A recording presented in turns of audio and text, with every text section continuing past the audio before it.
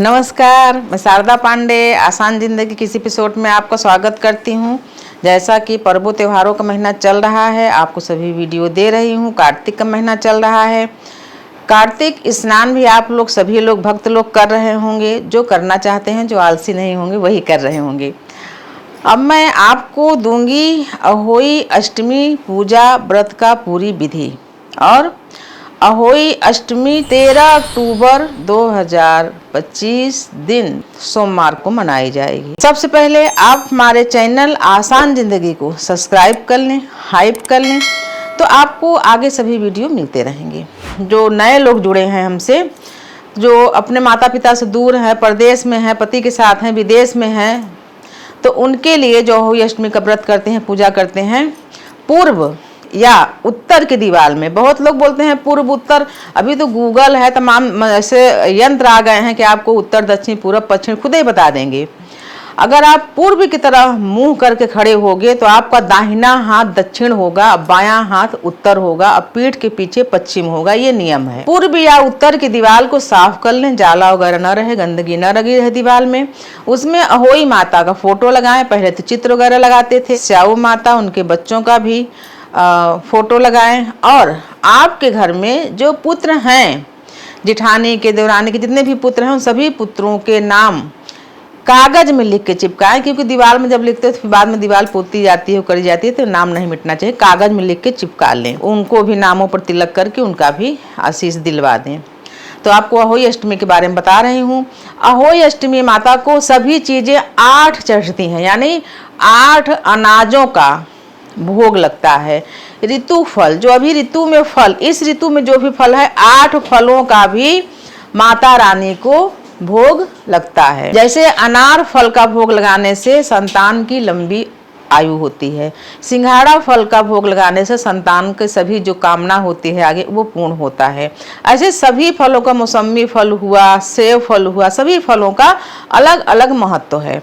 तो ये सभी फल, 8 प्रकार के फल, 8 प्रकार के अनाज, जैसे कि गेहूं है, चावल है, चना है, मूंग है, उसके अलावा मसूर न चढ़ाना, मसूर अनाज अलग कर देना, उसके अलावा मक्का है, बहुत सारे अनाज हैं, 8 प्रकार के अनाज के। वैसे तो इनके पूड़ी पुआ बना के चढ़ाना चाहिए, लेकिन पूड़ी पुआ, जौ है, इन सब चीज़ का अगर पूड़ी पुआ नहीं बना सकते तो ऐसे ही भिगो के जो भी करके 8 प्रकार का अनाज, 8 प्रकार के फल माता रानी को। और जैसे कि गेहूं का आटे का हलवा बनता है, पूड़ी बनता है, सब चीज़ माता रानी को भोग लगाना चाहिए। जो कलश रखेंगे, 1 लोटा जल, जैसे आप लोग कलश रखने में बहुत परहेज करते हो, कलश जो रहेगा वो अलग से 1 लोटा जल, अलग से मीठा जल, मीठे जल का कलश रहेगा। और कलश का बहुत महत्व है। अहोई अष्टमी पूजन में जैसे हम बोलते हैं विसर्जन करवा चौथ का भी, अहोई अष्टमी का भी रात को नहीं होता है। जो स्थापना चौकी पर करते हैं वो स्थापित रहते हैं, सिर्फ हम चौकी को हिला के देवता से प्रस्थान करने के लिए बोलते हैं और देवता का स्थान बना रहता है, सुबह विसर्जन करते हैं। लेकिन अहोई माता के कलश को दूसरे दिन विसर्जन नहीं किया जाता, वो उसी पाटे पर, छोटे से पाटे पर ढक के रख लिया जाता है। अगले दिन, यानी अगले हफ्ता दीपावली के दिन उस कलश के जल से जो पूजा किया रहता है, या जो हमारे संतान हैं, पुत्र हैं, घर वाले हैं, उनसे आँख पर छींटा मरवाते हैं, यानी आँख मुंह धुलवाते हैं और घरों में छिड़कते हैं, और फिर फूल पौधों में डाल, घर में छिड़क देंगे, सबको मुंह धुलवाएंगे। इससे क्या होता है कि अहोई माता की कृपा बच्चों पर बरसती है, उनकी सुरक्षा होती है, कई रोगों से छुटकारा मिलता है। इसलिए दूसरे दिन ही कलश के जल को पलटा नहीं जाता, उसको संभाल के रखा जाता है, सुरक्षित रखा जाता है। यहाँ वहाँ उसको, जैसे कि अब अहोई अष्टमी के बाद फिर आपके घर का सफाई होगा तो आप यहाँ पट के वहाँ एक जगह स्थापित रहेंगे, हिलेगा नहीं। ऐसे जगह भगवान के कमरे में कहीं भी स्थापित कर दो कि अगले दिन दीपावली में उसको मुंह धो के, जैसे जो भी दीपावली में काजल वगैरह लगाते हैं, इसी विधि के बाद काजल भी लगा लेते हैं। तो काजल का विधि आगे बताऊंगी। तो आपको बता रही हूँ कि अहोई माता का जो पूजा व्रत कैसे करें। तो जो पहली बार व्रत उठाएंगे उनको क्या करना चाहिए, सासू माँ को बायना दिया जाता है। जब मैं हर व्रत में बताती हूँ कि पहली बार, और फिर जब उज्जवन होगा, उज्जवन यानी कि जब पुत्र पैदा होता है, आगे जैसे जो माता जिनके संतान है वही माता व्रत करती हैं, और आगे फिर संतान हुई या देवरानी को हुई या जेठानी को, तो उज्जवन की पूजा होती है, या जैसे उद्यापन करते हैं उसको भी उज्जवन पूजा बोली जाती है। इसमें एक अहोई लॉकेट भी बनता है, पहले से ऑर्डर देकर अहोई लॉकेट भी बनता है, जिसमें गाय माता छपी रहती हैं, अहोई माता छपी रहती हैं जो भी लॉकेट में, और एक धागा रहता है लाल या पीले रंग का, उस धागा में दोनों तरफ एक एक चांदी की मोती भी रहेगी। लेकिन जब आप लॉकेट बनवाएं या मोती बनवाएं तो उससे सुनार से ज़रूर कहें कि भाई देखिए शुद्ध बनाइए, इसमें कुछ मिश्रण मत करिए। और फिर जब जैसे अभी आप व्रत किए तो उस लॉकेट को अभी पूजा करोगे, पूजा के बाद उसको गले में धारण करोगे। गले में धारण करने के बाद 8 दिनों तक उस लॉकेट को धारण किए रहोगे, और दीपावली के बाद यानी ठीक 8 दिन के बाद दीपावली जब पड़ेगी, दीपावली के 1 दिन बाद यानी जब शुक्ल पक्ष लग जाएगा तो दीपावली के 1 दिन बाद आप लॉकेट पहने रहोगे 8 दिन तक, स्नान करोगे। स्नान करने के बाद उस लॉकेट को एक कटोरी में प्लेट में रख के भगवान के जहाँ पूजा करोगे वहाँ धूप दीप अच्छे से पूजा करके फिर एक डिब्बी में करके उसको अपने लाकर में रख लोगे। फिर अगली जब अहोई अष्टमी पूजा आएगी तो जैसे कि पुत्र पैदा हुआ आपके यहाँ, पुत्र का विवाह हुआ, तो दोनों तरफ जो धागा है उसमें 2-2 मोतियां डालते चले जाओगे। 2-2 मोतियां बहुत शुभ होता है, इससे अहोई माता का कृपा आपको मिलता जाता है। तो वो फिर हर बार यही क्रम रहता है कि 8 दिन पहन के फिर उसको पूजा करके रख लिया जाता है। तो आपको मैं बता रही हूँ अहोई माता का पूजा और व्रत। अहोई माता की पूजा में सुबह आप संकल्प लोगे, और सरगी वगैरह खाने की कोई विधि रहती नहीं, आप लोग सरगी खाते हो तो खा सकते हो, लेकिन जो भक्त सरगी नहीं खाना चाहते हैं तो उनको जबरन नहीं है कि सरगी आप खाएं। पूरे दिन निर्जला व्रत रखा जाएगा। फिर चौकी पूजा करोगे तो उसका भी मैं आपको बता दे रही हूँ मुहूर्त चौकी पूजा का, कि चौकी पूजा कब करोगे। फिर छत पे तारों के छांव में तारों को अर्घ देकर आप पारण कर सकते हो। बायना का बता रही हूँ, जब आप पहली पूजा करोगे तो सासू माँ के लिए साड़ी साया ब्लाउज, कुछ फल कुछ मिठाइयाँ दक्षिणा। पूजा करने के बाद सासू माँ को जो पहली बार पूजा करते हैं, बहुत सारे लोग प्रश्न किए हैं क्या हर बार दें, तो हर बार नहीं, पहली बार विशेष पूजा होती है तो पहली बार दोगे। फिर जब पुत्र पैदा होगा आगे के समय में तो भी उज्जवन पूजा में सासू माँ को यही चीजें सब दान दोगे। फिर जब पुत्र का विवाह होगा तब भी ये विशेष पूजा होगा। जब आप उद्यापन करते हो तब भी ये विशेष पूजा होती है, उसको उज्जवन पूजा बोला जाता है। तो साड़ी साया ब्लाउज फल, जो फल चढ़ाओगे उसमें से फल 8 प्रकार के, और 8 प्रकार के पुए 8 अनाज से जो बने रहेंगे शुद्ध घी में, उसको दूध वगैरह से बने रहते हैं उसको, और कुछ दक्षिणा देकर सासू माँ का फिर पाँव छुआ जाएगा।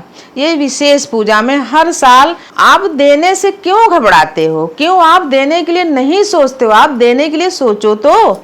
जब आप किसी से लेने के लिए सोचते हो, कोई भी चीज़ हो, किसी प्रकार की मदद हो कि हमारा वो फलाना आदमी ये कर दे या हमको वो दे दे, तो आपको वही नियति रहती है, वैसी आपकी बरकत होती रहती है। आप खुद देने के लिए सोचो ना, आप ये सोचो कि आप इतने श्रीवान बन जाओ, इतने लक्ष्मीवान, इतने धनवान बन जाओ कि हर साल दे दो। साल में एक बार सासू माँ को साड़ी साया ब्लाउज कुछ दक्षिणा मिठाई प्रसाद देने से क्या हो जाएगा? आपको आशीर्वाद ही मिलेगा। क्यों सोचते हो कि हर साल दें, क्यों पूछते हो? मत पूछो, हर साल दे दो। आपको और माता लक्ष्मी देंगी, इतना देंगे कि आप 10 सासू माँ को दे सकते हो। ऐसी रखो ना कल्पना, ऐसे आप उन्नति करोगे। लेकिन विशेष पूजा में मैं बता रही हूँ, आप विशेष पूजा में दो। बहुत सारे लोग पिछले साल बोल रहे थे कि हमारी सासू माँ हमसे नाराज रहती हैं, नहीं लेती हैं, तो हम क्या करें? मना लो। नहीं मानती हैं तो मंदिर में जो पंडिताइन होती है वहाँ दे दो। फिर क्या करोगे? आप खुद सुधर सकते हो, दूसरे को नहीं सुधार सकते हो। तो आपको मैं बता रही हूँ अहोई अष्टमी माता का पूजन करना, पूजन की विधि बता रही हूँ, कलश कैसे 8 दिन रखा जाएगा, और सात्विक रहना। जैसे आप जिस दिन व्रत करोगे, जैसे जब हम तारों को आप जल दे लोगे, उसके बाद आप हर कुछ मत भक्षो, यानी लहसुन वाला अचार निकाल लेंगे, बाजार वाला अचार निकाल लेंगे, चटनी निकाल लेंगे, सब चीज़ें खाने लगेंगे। ऐसे नहीं, सात्विक भोजन, जो माँ को भोग लगाए हो वही फल मिठाई पुए वही चीज़ें लो। सात्विक रहो। उस दिन आप व्रत कर रहे हो तो व्रत का ही चीजें खाओ, ज्यादा चीजें मत खाओ। ब्रह्मचर्य रहो, सात्विक रहो, शुद्ध बिस्तर में आराम करो और पुत्र संतान जो हैं उनको भी प्रणाम करवाओ। भले आपका पुत्र 6 महीने का है फिर भी वहाँ मस्तक झुकवाओ, पुत्र को भी तिलक लगाओ। और पूजा के पहले, अब जैसे बहुत सारे लोगों को मैं क्या देखती हूँ, नहा लिए, पूजा करने आए, आचमन नहीं किए, आसन के नहीं बिछाए, आसन शुद्धि नहीं किए, 3 बार अपने ऊपर जल नहीं छिड़के, आसन की मिट्टी नहीं लगाए, बोलते हमारे पूजा फलित नहीं हुआ। चौकी पूजा से भी पहले नहा के स्नान करके आप जब वस्त्र पहन के पूजा करने बैठते हो, अभी पिछले सब वीडियो में बताई हूँ, तो सबसे पहले ध्यान दो कि आप 3 बार आचमन करो। अब जैसे आचमन हाथ में करो तो हाथ धोना पड़ता है, तो एक आप छोटे पात्र में, छोटे बर्तन में भी लेकर 3 बार जल को पी सकते हो। और जो कुसा होता है उससे 3 बार अपने ऊपर पवित्र कर सकते हो अपने आप को, 3 बार आसन पवित्र कर लो। उसके अलावा जब पूजा हो जाए, अभी तो पूजा के लिए बता रही हूँ, जैसे हम बिंदी लगाए हैं, कुमकुम की बिंदी लगाओ, यानी कुमकुम का तिलक करो मस्तक पर, या हल्दी केसर हो तो उसका तिलक करो, कुमकुम सबके यहाँ रहता है, कुमकुम का तिलक करो। हाथ में कलावा, ये देखिए, हाथ में ये रक्षा सूत्र जरूर बांधो। सुहाग की चूड़ी है, ये रक्षा सूत्र वरदान है, पूजा का आशीर्वाद है, इसको जरूर बांधो कलाई में, बाएं कलाई में बांधो, तिलक लगाओ, आचमन करो। पूजा के बाद जो आसन है उसके नीचे थोड़ा पानी डाल दो, गीला हो जाएगा तो उसकी जो मिट्टी है, मिट्टी तो कच्ची रहती नहीं है, जो पानी होगा मस्तक पर लगाओ तो आपकी पूजा का फल आपके शरीर में समाहित हो जाएगा, आपकी रक्षा होती रहेगी, आपको संतानों की रक्षा होती रहेगी। अहोई अष्टमी के दिन कभी भी जमीन नहीं खोदना चाहिए, भड़वा, कुदाल, खुरपी, जो भी कुछ होता है इससे ज़मीन नहीं खोदना चाहिए। यहाँ तक कि गमला में भी फूल पौधा नहीं लगाना चाहिए, क्योंकि जब आप कहानी पढ़ोगी अहोई माता की, स्याऊ माता की, तो उसमें खोदने का ही कहानी है कि क्यों नहीं खोदना चाहिए, क्यों स्याऊ माता के बच्चों को चोट लगा था जो भी। तो इस दिन जमीन को नहीं खोदना चाहिए। जो किसान वगैरह हैं वो किसानी नहीं करते, हल नहीं चलाते, इस दिन जमीन को बिल्कुल खोदना नहीं चाहिए। शाम का पूजा का मुहूर्त बता रही हूँ, 5:53 से 7:08 तक। जहाँ अहोई माता को आप बैठाओगे, कलश रखोगे, ये वहाँ की पूजा का है। फिर लगभग 6:30 बजे जब तारे निकल जाएं तो उनको अर्घ देकर आप पारण कर सकते हो। तो ये मुहूर्त बता रही हूँ। आगे के वीडियो में आपको उज्जवन के बारे में बताऊंगी विस्तार से, छोटा सा वीडियो रहेगा। तो आप हमारे चैनल आसान जिंदगी को सब्सक्राइब कर लें, हाइप कर लें, हमारे साथ बने रहें, देखते रहें आसान जिंदगी। तब तक के लिए नमस्कार।